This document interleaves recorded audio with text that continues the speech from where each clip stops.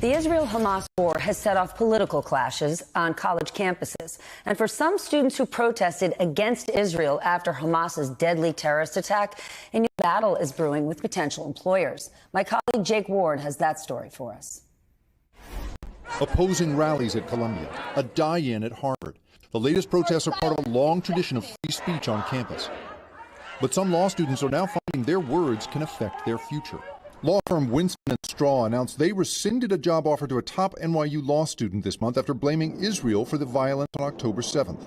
And law firm Davis Polk pulled 3 more offered to Harvard students for signing a similar statement.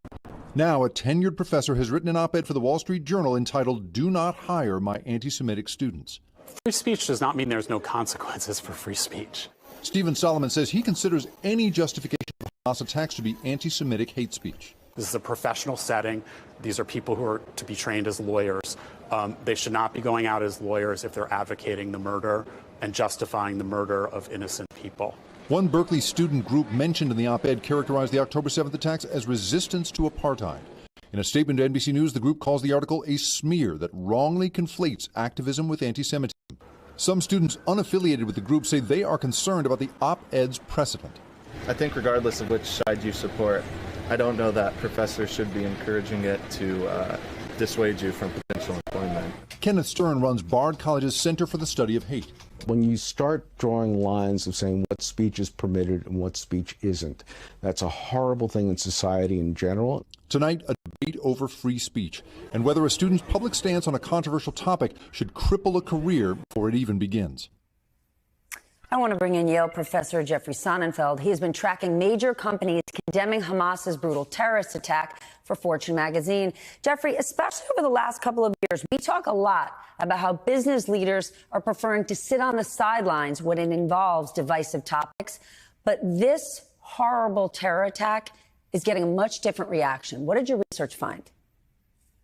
I am so glad you said that, because we do see a number of cynics in the media are saying that CEOs are slow to respond. That is just not the case. As we saw after George Floyd, concerns for racial justice and looking at gender parity issues, gun safety issues, the CEOs have been consistently on the front lines. And obviously with the withdrawal from Ukraine, we had a lot to do working with the 1,200 firms that pulled out. There's nothing like that in world history. We have seen CEOs act as moral leaders in society. They're the most trusted voices in society. And in this situation, Stephanie, what's remarkable is, as you know, I worked very closely on the Ukrainian exits. At this point, the Russian exits on the Ukraine invasion, we only had perhaps maybe 35 or 40 companies 10, 12 days after the invasion. Now, we've charted over 130 companies already that have taken very strong stands, and it's growing. It's a snowball effect, so it's quite impressive. At least 2 major law firms have already pulled job offers from students who criticized Israel after Hamas's attack. What are you seeing and hearing about that at Yale? You would think I'd be out of my mind to comment on that right now. I've got a big plate glass window here in my office, and this is a very sensitive topic, but I'm going to take it on. And that is freedom of speech is not absolute. It's not absolute in the town square. It's not absolute in a public university. It's not absolute in a private university. There's always responsibility that comes with it. But in particular, there's accountability. What happened in a lot of these situations, we had students that were hiding under the anonymous identity of some student groups and without actually being accountable. And that was a lot of the initial controversy a few days ago. Well, should they even be revealed? Yes, they should be. We know that the Klan became, started to unravel in part only because in 1845, New York started a cascade of other states that said we have to unmask the Klan. And all the courts stood behind that yes, there was some intimidation for Klansmen for being accountable, but the courts all said that was the price you have to pay to help stop the much worse coercion, intimidation, and violence that was happening when people were masked. Hate speech can't be tolerated. No other group on campus would tolerate this lack of accountability, and Jews should be entitled to the same protection. Some people are saying that threatening students' employment is a step too far. But there's all sorts of examples of, students, anyone has to be very careful of their conduct outside of work or their social media footprint, because they know employers, college admissions, they're all watching students' conduct before they enter the workplace. So wouldn't this be normal for how businesses conduct themselves when they look at potential candidates?